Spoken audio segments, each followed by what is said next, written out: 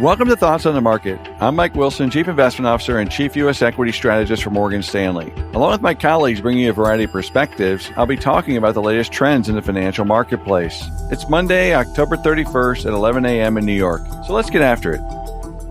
2 weeks ago, we turned tactically bullish on U.S. equities. Some clients felt this call came out of left field given our well-established bearish view on the fundamentals. To be clear, this call is based almost entirely on technicals rather than the fundamentals, which remain unsupportive of most equity prices and the S&P 500. Today, we will put some meat around the fundamental drivers for why this call can work for longer than most expect. Last week was the biggest one for third quarter earnings season in terms of market cap reporting. More specifically, included all of the mega cap tech stocks that make up much of the S&P 500. On one hand, these companies did not disappoint the fundamental bears like us, who've been expecting weaker earnings to finally emerge. In fact, several of these large tech stocks reported third quarter results that were even worse than we were expecting. Furthermore, the primary driver of the downside was due to negative operating leverage, which is a core part of our thesis on earnings as described in the fire and ice narrative. However, these large earnings misses and poor stock performance did not translate into negative price performance for the S&P 500 or even the NASDAQ 100. This price action is very much in line with our tactical bullish call a few weeks ago. In addition to the supportive technical picture we've discussed in prior notes, we fully expected third quarter results to be weak. However, we also expected most companies would punt on providing any material guidance for 2023, leaving the consensus forward 12-month earnings per share estimates relatively unchanged. This is why the primary index didn't go down in our view and actually rose 4%.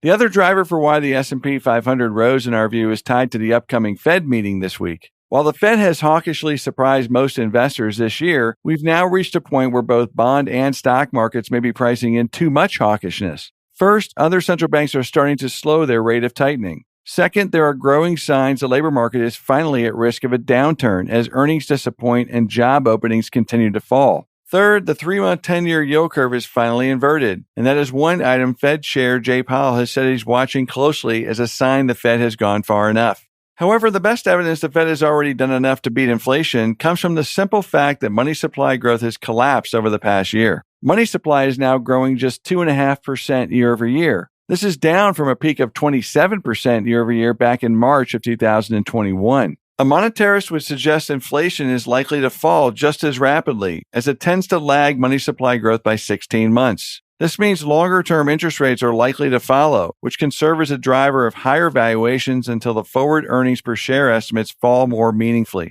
What this all means for equity markets is that we have a window where stocks can rally on the expectation inflation is coming down, which allows the Fed to pause its rate hikes at some point in the near future, if not this week. Moreover, this pause must occur while earnings forecasts remain high. The bottom line is that we continue to think there is further upside toward 4,041.50 from the current 3,900 level. However, for that to happen, longer-term interest rates will need to come down, and that will likely require a less hawkish message from the Fed. That puts a lot of pressure on this week's Fed meeting for our tactical call to keep working. If the Fed comes in hawkish and squashes any hopes for a pause before it's too late, the rally could very well be over. More practically, anyone who jumped on board this tactical trade should use 3,700 on the S&P 500 as a stop loss for remaining bullish. Conversely, should longer-term interest rates fall after Wednesday's meeting, we would gain more confidence in our 4150 upside target for the trade and even consider further upside depending on the message from the Fed. Thanks for listening. If you enjoy Thoughts on the Market, please take a moment to rate and review us on the Apple Podcast app. It helps more people to find the show.